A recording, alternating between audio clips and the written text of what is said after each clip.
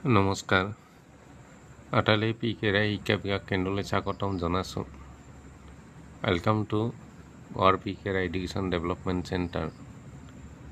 Today we are going to discuss on some very important questions for the HS second year students and subject is education.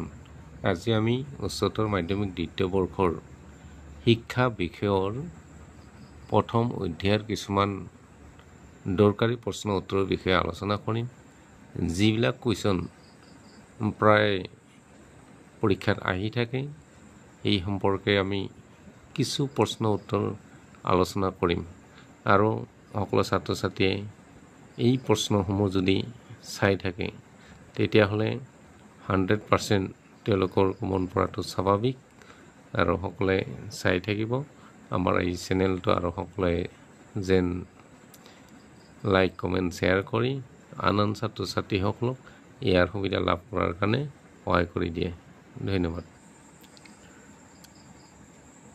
স্বাধীনোত্তৰ পিছত 1952-53 চনৰ মাধ্যমিক শিক্ষা আয়োগৰ সভাপতি কোন আছিল উত্তৰ ডক্টৰ লক্ষ্মণ স্বামী মডালিয়াৰ মাধ্যমিক শিক্ষা আয়োগক আন কি নামেৰেও জনা যায় এনসাৰ মডালিয়াৰ আয়োগ মাধ্যমিক শিক্ষা আয়োগৰ সভাপতি গৰাকীৰ নাম কি আছিল ডক্টৰ লক্ষ্মণ স্বামী মডালিয়াৰ Very important question. Who was the chairman of Secondary Education Commission in 1952-53?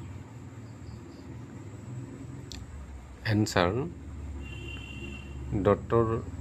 Lachman Sami Modaliar. Second question: what is the other name of Secondary Education Commission? Answer is